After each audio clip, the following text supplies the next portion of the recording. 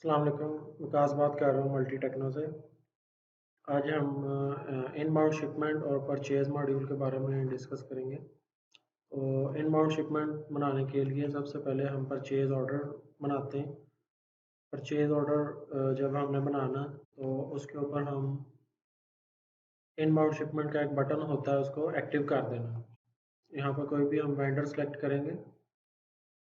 जैसे ये वेंडर है तो इसको इनबाउंड शिपमेंट का जो बटन है उसको एक्टिव कर देंगे। और यहाँ पर हम आइटम्स जो अपनी हैं वो सिलेक्ट कर लेंगे। 2-3 आइटम सेलेक्ट कर लेते हैं और आगे उनकी क्वांटिटी वगैरह भी डाल देंगे। तो इसके आगे इसकी क्वांटिटी डालनी है और उसका रेट डाल देना है। हर एक के आगे हम क्वांटिटी और रेट डाल देंगे।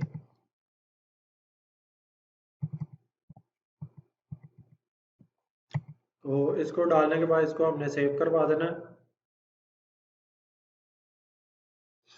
एक परचेज ऑर्डर बन जाएगा इंपोर्ट शिपमेंट के लिए। इसकी हम रिपोर्ट देखनी है तो यहाँ से देख सकते हैं। इसके बाद हम आ जाएंगे इनबाउंड शिपमेंट में। यहाँ से हम इसकी आगे से शिपमेंट क्रिएट करेंगे। तो यहाँ पर ट्रांजैक्शन डेट दी जाती है, उसकी expected shipping date, expected delivery date और शिपिंग नंबर दिया जाता है। यहाँ पर वैसल नंबर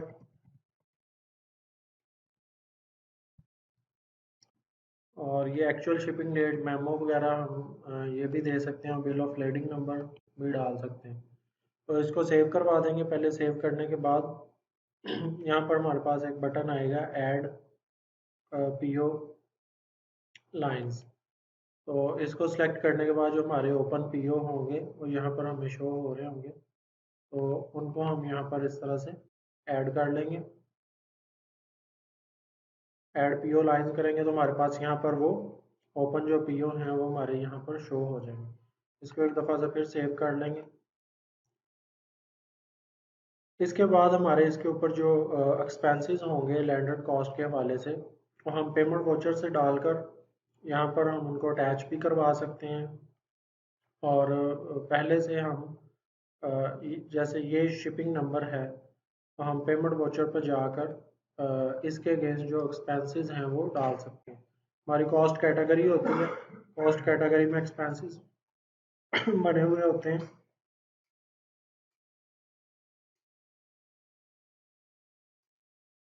यहाँ पर हम पेमेंट वाउचर सेलेक्ट करेंगे और उसके नीचे हम डिफरेंट कॉस्ट कैटेगरी सेलेक्ट कर लेंगे। और इन कॉस्ट कैटेगरीज के अगेंस्ट ऑलरेडी हमारे पास पीछे अकाउंट सेव है। तो यहाँ पर ऑटोमेटिकली अकाउंट्स आ जाएंगे। इसकी जस्ट हम यहाँ पर अमाउंट देंगे और यहाँ पर शिपिंग नंबर सेलेक्ट कर लें किस शिपमेंट के अगेंस्ट हम ये खर्चे डाल रहे हैं। तो इसको डालने के साथ हम यहाँ पर सेव कर देंगे। तो उस जो शिपमेंट हमने बनाई उसके अगेंस्ट हम ये एक्सपेंसेस वहाँ पर जाकर ऐड करेंगे। इसकी रिपोर्ट अगर हमने लेनी है तो वो भी हम ले सकते हैं। अब इसके बाद हम दोबारा चले जाएंगे इनबाउंड शिपमेंट के ऊपर। ये इनबाउंड शिपमेंट नंबर 4 है। इसका हम जो बिल ऑफ लेडिंग नंबर है वो भी यहाँ पर दे सकते हैं और जो रेफरेंस नंबर है वो भी हम यहाँ पर डाल सकते हैं। इसके बाद जो लैंडर्ड कॉस्ट है वो हम दो तरीके से डाल सकते हैं। उसके जो मेथड है वो है बाय क्वांटिटी, बाय वैल्यू और बाय वेट। और इसका हम यहाँ पर सोर्स सेलेक्ट करेंगे अदर ट्रांजैक्शन। अदर ट्रांजैक्शन के बाद यहाँ पर हमारे पास ट्रांजैक्शन आ जाएंगे जो अभी हमने पेमेंट वाउचर से डाली, वो जस्ट हम यहाँ पर सिलेक्ट करेंगे। अदर ट्रांजैक्शन जो हमने पेमेंट वाउचर से डाला था वो हम यहाँ पर सिलेक्ट करते जाएंगे। और इसके अलावा हम मैनुअल ट्रांजैक्शन भी डाल सकते हैं यहाँ पर। ये तीनों वाउचर हमने सेलेक्ट कर लिए तो ये यहाँ पर आ जाएंगे। इसके अलावा अगर कोई मैनुअल ट्रांजैक्शन हमने डालनी है तो वो भी हम सिलेक्ट कर सकते हैं यहाँ पर उसकी कैटेगरी सिलेक्ट करते हुए। जैसे पोर्ट चार्जेस है तो ये 4500 हम डालना चाह रहे हैं। इसके अलावा एक और मैनुअल यहाँ पर भी जो उसके ट्रांजैक्शन कॉस्ट कैटेगरी होगी वो ऑटोमेटिकली आ जाएगी। इसके अलावा जो कस्टम क्लियरिंग चार्जेस है वो भी हम 5000 डालना चाह रहे हैं। तो ये इस तरह से डालने के बाद इसका कॉस्टिंग मेथड बताएंगे कौन सा है और इसको हम सेव करवा देंगे। तो ये एक्सपेंसेस वन बाय वन इसके ऊपर ऑटोमेटिकली डिवाइड हो जाएंगे, स्प्रेड हो जाएंगे। तो यहाँ से हम इसकी रिपोर्ट देख सकते हैं। ये इनबाउंड शिपमेंट की रिपोर्ट है। यहाँ पर ये पीओ नंबर आ रहा है, आइटम डिस्क्रिप्शन है, unit of measure, vendor name, quantity है, रेट है, अमाउंट है, उसके ऊपर ये landed cost by quantity spread हुई है।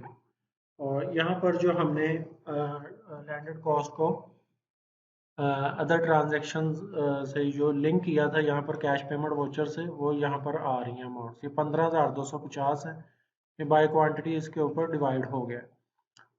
इसी तरह अगर हम इसको चेंज करना चाहें, हम बाय वैल्यू इसको लेना चाहें तो हम बाय वैल्यू भी ले सकते हैं इसको। बाय वैल्यू करके हम सेव करेंगे तो ये क्वांटिटी जो क्वांटिटी के वैल्यू बाय वैल्यू ये अमाउंट परचेज ऑर्डर के ऊपर, शिपमेंट के ऊपर डिवाइड हो जाएगी। ठीक है, तो इसको बाय वैल्यू भी ले सकते हैं। ये जिसकी वैल्यू ज़्यादा होगी उस पर ज़्यादा चार्ज करेगा और जिसकी कम होगी उसके ऊपर कम चार्ज करेगा। तो इस तरह से हम ये इनबाउंड शिपमेंट की रिपोर्ट ले सकते हैं। इसके बाद इसका अगला प्रोसीजर होता है जो कि हम इसको बाय वेट भी हम डिवाइड कर सकते हैं। बाय वेट हमें डिवाइड करने के लिए इसके यहाँ पर वेट देना पड़ेगा हर आइटम का। ये आइटम वेट का कॉलम है, तो यहाँ पर हम इसका वेट देंगे। जैसे 2 kg है, 3 kg है, 1.5 है, ठीक है, 4.5 है। हर एक का हम यहाँ पर वेट देकर इसको सेव करवाएंगे और जो पीछे फार्मूला है बाय वेट हम उसका लैंडर कॉस्ट का सेट कर लेंगे। तो ये जो इसकी कॉस्ट है वो बाय वेट उठा लेगा, बाय वेट उसके ऊपर सबके ऊपर उसको डिवाइड कर देगा। तो ये हम 3 तरह से इसकी कॉस्ट को मैनेज कर सकते हैं, बाय वैल्यू, बाय वेट और बाय क्वांटिटी। तो ये देखेंगे जब हमने इसको बाय वेट किया तो जिसका वेट ज़्यादा था सबसे ज़्यादा उसकी कॉस्ट इसने ले ली है, जिसका उससे कम था उतनी उसकी कॉस्ट है, और जिसका सबसे कम है उसकी उतनी ही कम कॉस्ट है। तो ये बाय वेट भी इसको ये उठा लेगा। इसके बाद इसकी हमने आइटम रिसीट करनी होती है, वो यहाँ पर हम जाते हैं आइटम रिसीट के ऊपर। तो ये हमें चारों आइटम्स यहाँ पर शो हो जाएंगी। आइटम रिसीट हमारी बनेगी वेंडर वाइज बनेगी। ये वेंडर हम सिलेक्ट कर लेंगे, उसकी ये तीनों क्वांटिटीज़ हम सिलेक्ट कर लेंगे। यहाँ पर ये क्वांटिटीज़ आ जाएंगी। उसके बाद हम इसको क्रिएट करेंगे तो ये हमारी आइटम रिसीट इसकी क्रिएट हो जाएगी। हम आइटम रिसीट पे जाकर देख सकते हैं आइटम रिसीट नोड इसका बन जाएगा। और इसके बाद हम इसका बिल बना सकते हैं। ये अभी हमने 18 नवंबर का ये बनाया है, शिपिंग नंबर भी उसका आ रहा है, ठीक है, और उसके ऊपर सारी क्वांटिटी आ रही है और यहाँ पर इसकी लैंडर्ड कॉस्ट भी आ रही है जिस जिस तरतीब से दी हुई थी वो सारी आ रही है। अगर इसका वोचर देखना चाहें तो वोचर भी डाला है। ये सारी लैंडर्ड कॉस्ट भी जो है वो इन्वेंट्री का हिस्सा बन चुकी हो, ठीक है, इन्वेंट्री का हिस्सा बन जाती है। इसकी भी हम रिपोर्ट ले सकते हैं आइटम रिसीट की। और इसके बाद हम इसका बिल जनरेट करेंगे। यहाँ से हम इसका बिल जनरेट कर लेंगे, वेंडर बिल। तो वेंडर बिल के बाद हम इसको सेव कराएंगे, वेंडर बिल जनरेट हो जाएगा।